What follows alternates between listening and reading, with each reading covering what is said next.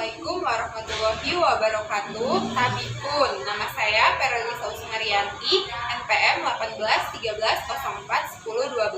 Saya merupakan mahasiswa program studi Pendidikan Bahasa dan Sastra Indonesia Universitas Lampung. Pada video ini saya akan mempraktikkan keterampilan dasar mengajar, yaitu mengelola kelas dalam pembelajaran Bahasa Indonesia kelas 10. Assalamualaikum warahmatullahi wabarakatuh. Selamat siang anak-anak. Bagaimana kabar kalian hari ini? Alhamdulillah baik semua ya.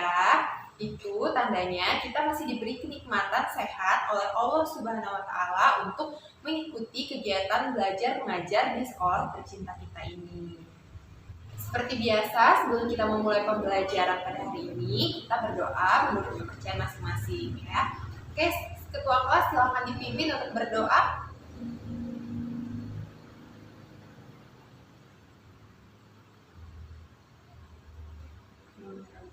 Oke, pada pembelajaran hari ini kita akan memasuki KD 3.11 dan 4.11, yaitu tentang teks negosiasi.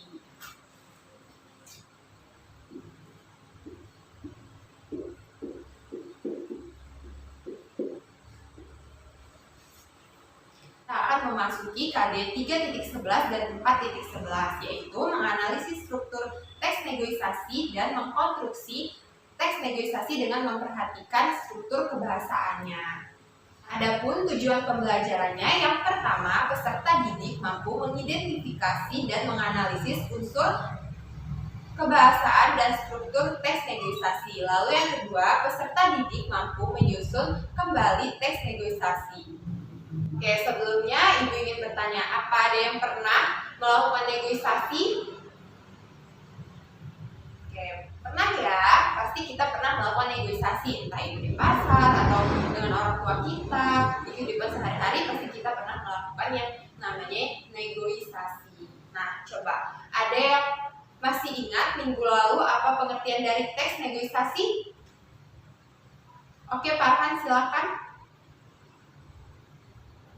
Oke, ada lagi yang masih ingat apa pengertian dari teks negosiasi? Ya, Sheila silakan. Oke, bagus. Jadi benar ya anak-anak yang dikatakan oleh Farhan dan Sheila bahwa teks negosiasi adalah teks yang berisi interaksi sosial bertujuan untuk mencapai kesepakatan dari orang yang memiliki kepentingan berbeda. Nah, selanjutnya kita akan mempelajari struktur teks negosiasi. Struktur teks negosiasi yang pertama ada orientasi. Orientasi ini berisi kalimat pembuka, misalnya sapaan atau salam. Nah, ini berfungsi untuk memulai negosiasi. Nah, struktur teks negosiasi yang kedua yaitu permintaan. Permintaan ini berisi di mana pihak yang ingin tahu menanyakan barang atau permasalahan yang ingin ia cari tahu.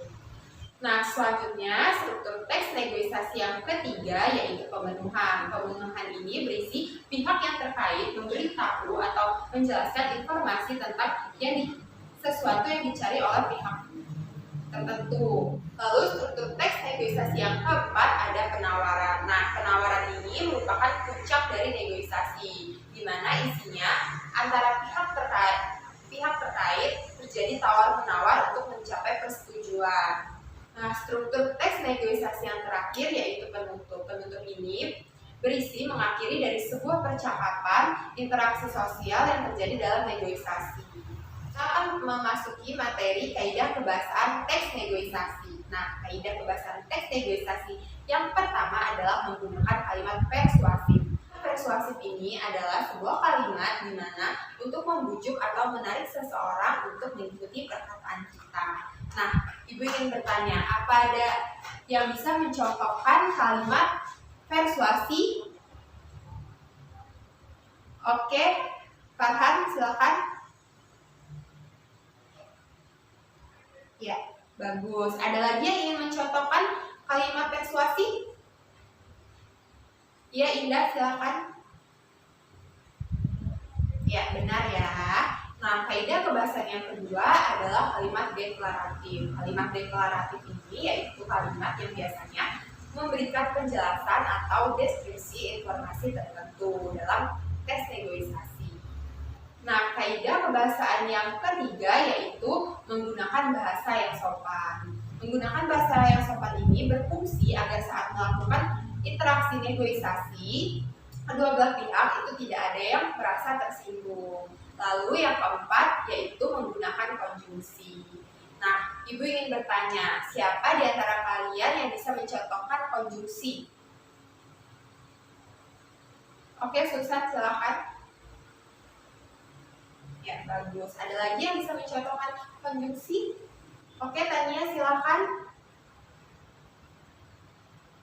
Ya, benar ya. Jadi, contoh konjungsi itu seperti demikian, walaupun, tetapi, dan sebagainya. Lalu, kaidah kebahasaan yang terakhir yaitu menggunakan kalimat efektif. Nah, kalimat efektif dalam teks negosiasi ini artinya kalimat yang digunakan itu jelas dan sesuai dengan kaidah kebahasaan dan dapat dimengerti oleh pembacanya.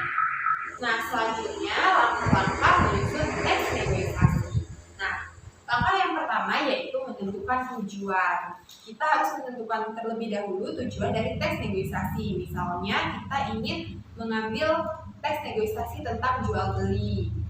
Lalu yang kedua, menentukan pihak yang terkait. Menentukan pihak yang terkait ini maksudnya kita harus menentukan terlebih dahulu pihak-pihak apa saja yang terkait dalam teks negosiasi. Nah, jika kita mengambil contoh teks negosiasi tentang jual beli, tentu saja pihak yang terkait yaitu antara penjual dan pembeli. Selanjutnya, langkah yang ketiga yaitu menentukan masalah. Nah, dalam teks negosiasi jual beli kita terlebih dahulu menentukan masalahnya. Misalkan ketersediaan barang yang dicari oleh pembeli itu ada atau tidak. Lalu yang keempat yaitu menentukan penawaran. Nah, dalam teks negosiasi kita harus terlebih dahulu menentukan penawaran antara si penjual dan pembeli. Nah, langkah yang terakhir atau yang kelima yaitu menentukan cara untuk bersepakat. Nah, dalam teks negosiasi pasti ada kesepakatan antara penjual dan pembeli. Nah, oleh karena itu kita harus menentukan terlebih dahulu cara untuk bersepakat antara penjual dan pembeli, antara ya atau tidak. Oke, sampai di sini ada yang ingin bertanya? Tidak ada? Oke, jelas ya materi yang Ibu sampaikan.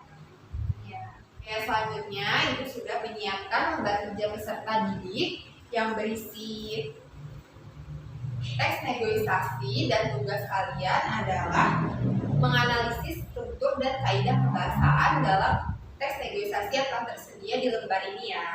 Nah, Ibu minta kalian membentuk kelas menjadi 5 kelompok dengan anggota sama banyak dan Ibu akan membagikan lembar ini. Ya, silahkan ya. Oke, boleh diestafetkan ke belakang lembarnya. Ya. Nah, Ibu beri waktu 30 menit untuk kalian berdiskusi kelompok. Selanjutnya, kita akan mempresentasikan hasil diskusi kalian. Oke, sudah 30 menit berlalu ya, dan kalian juga sudah mempresentasikan hasil kerja kelompok kalian. Nah, Ibu juga sudah mengoreksi tugas-tugas kalian. Alhamdulillah kalian mendapatkan nilai yang bagus. Itu artinya kalian sudah memahami materi tentang teks negosiasi. Nah, untuk nilai tertinggi itu diperoleh oleh kelompok 3. Mari kita beri aplaus untuk kelompok 3. Nah, tidak terasa jam pelajaran sudah hampir habis. Sebelum Ibu menutup pembelajaran, Ibu ingin minta 2 orang siswa untuk menyimpulkan materi pembelajaran kita pada hari ini. Ayo, ada yang berani? Tidak ada yang berani untuk menyimpulkan materi pembelajaran kita? Tidak apa-apa ya, berpendapat di dalam kelas karena pendapat kalian tersebut akan Ibu masukkan sebagai nilai keaktifan dan akan Ibu akumulasikan pada pertengahan semester nanti. Ayo, siapa yang mau menyampaikan kesimpulan dari materi pembelajaran kita pada hari ini? Ya, Tania, silakan. Oke, sip. Ada lagi? Ayo, 1 orang lagi yang ingin menyampaikan kesimpulan dari materi pembelajaran kita pada hari ini. Ya, Agus, silakan. Oke, benar ya. Jadi kesimpulannya, teks negosiasi adalah teks yang berisi interaksi sosial antara pihak yang terkait untuk mencapai kesepakatan tertentu. Selanjutnya, struktur teks negosiasi. Yang pertama ada orientasi, lalu yang kedua permintaan, dan yang ketiga ada pemenuhan, keempat ada penawaran, kelima ada persetujuan, dan keenam ada penutup. Nah, langkah-langkah menyusun teks negosiasi. Yang pertama, kita harus menentukan tujuan dari teks negosiasi terlebih dahulu. Lalu langkah yang kedua, kita menentukan pihak-pihak apa saja yang terkait dalam teks negosiasi. Nah, yang ketiga, kita menentukan masalah dalam teks negosiasi. Lalu yang keempat, kita menentukan penawaran dalam teks negosiasi. Nah, langkah yang terakhir yaitu menentukan bagaimana cara penyelesaian dalam teks negosiasi. Demikianlah pembelajaran pada hari ini. Ibu ucapkan terima kasih atas perhatian dan ketersediaan kalian untuk mengikuti pembelajaran dengan baik. Ibu harap materi yang Ibu sampaikan pada hari ini dapat kalian mengerti dan dapat kalian pahami. Pesan Ibu, sampai di rumah kalian baca kembali materi yang telah Ibu sampaikan agar lebih paham. Nah, selanjutnya Ibu minta kalian membaca materi yang akan kita pelajari di minggu depan. Hal ini bermanfaat agar saat di kelas kalian sudah mempunyai bekal yang cukup. Baiklah, wassalamualaikum.